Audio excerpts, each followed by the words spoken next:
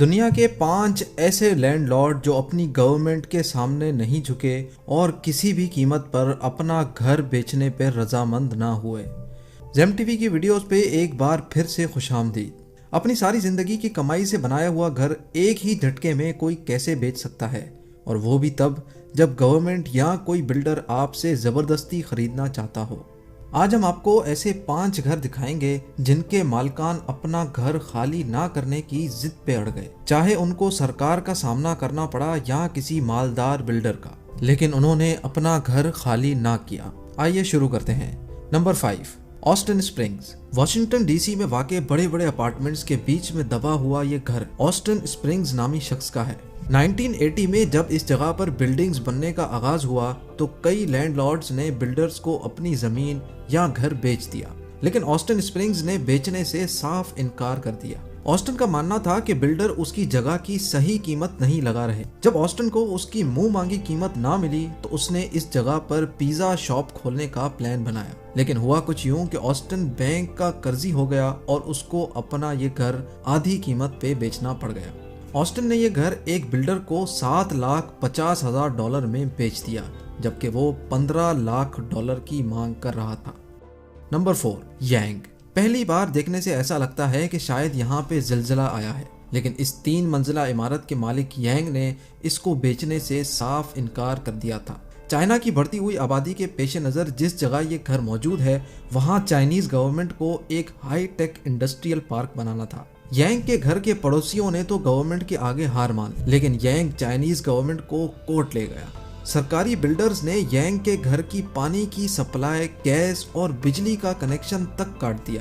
Young کو پانی بھرنے 1 کلومیٹر دور جانا پڑتا اور رات کو موم بتی کی روشنی میں گزارا کرنا پڑتا، اور آخر کار 2 سال کیس لڑنے کے بعد کورٹ نے یانگ کے حق میں فیصلہ دے دیا۔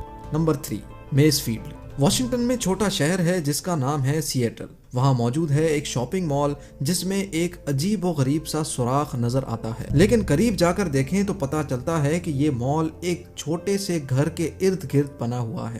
یہ بات ہے 2006 کی۔ ہوا کچھ یوں تھا کہ اس گھر میں ایک 84 سال کی خاتون اکیلی رہتی تھی جس کا نام میز فیلڈ تھا۔ اس وقت اس کے ارد گرد چند گھر بنے ہوتے تھے اور باقی ساری جگہ خالی ہوتی تھی۔ جب یہ جگہ کمرشل ہو گئی تو بلڈرز نے یہاں شاپنگ مال بنانے کا سوچا۔ انہوں نے باقی تمام گھروں کے مالکان کو تو قابو کر لیا، لیکن یہ خاتون یہاں سے ہٹنے کا نام تک نہیں لے رہی تھی، حتیٰ کہ میز فیلڈ نے $1 ملین کی پیشگی قیمت بھی ٹھکرا دی۔ بلڈرز نے بوڑھی خاتون کو مزید تنگ نہیں کیا اور اس کے ارد گرد شاپنگ مال تعمیر کر دیا، لیکن 2 ہی سال کے بعد وہ بوڑھی خاتون میز فیلڈ گزر گئی۔ اس کی وصیت کھولی گئی تو اس میں لکھا تھا کہ میرا یہ گھر بلڈر کو گفٹ کر دیا جائے۔ بلڈر نے اس کے گھر پہ قبضہ نہیں کیا اور نہ ہی اس پہ کوئی مال کھڑا کیا، بلکہ آج بھی وہ گھر بلڈر مینٹین کرتا ہے، بلکہ یہ میز فیلڈ ہاؤس اتنا فیمس ہو چکا ہے کہ لوگ اب اس کے ساتھ سیلفیز لینے آتے ہیں۔ نمبر 2، لوو باؤجن۔ ایک بلڈنگ کا ٹوٹا ہوا حصہ ایک نئے روڈ کے بیچ میں کھڑا گاڑیوں کا راستہ روک رہا ہے۔ اس بلڈنگ میں کئی فلیٹس ہوا کرتے تھے جس میں سے ایک فلیٹ میں ایک بوڑھے میاں بیوی رہتے تھے۔ جب گورنمنٹ کو یہاں پہ ایک روڈ تعمیر کرنا تھا تو باقی سارے لوگ پیسے یا متبادل جگہ لے کر فلیٹ چھوڑ گئے، لیکن لوو باؤجن اور اس کی بیوی سرکار کی طرف سے دیے جانے والے متبادل فلیٹ سے مطمئن نہ ہوئے اور انہوں نے اپنا فلیٹ چھوڑنے سے انکار کر دیا اور ٹوٹے ہوئے اپارٹمنٹ میں ہی رہنے کا فیصلہ کیا۔ مجبوراً سرکار کو وہ فلیٹ اور اس کے آس پاس کے کمرے چھوڑنے پڑے اور اس کے ارد گرد روڈ بنا دیا گیا۔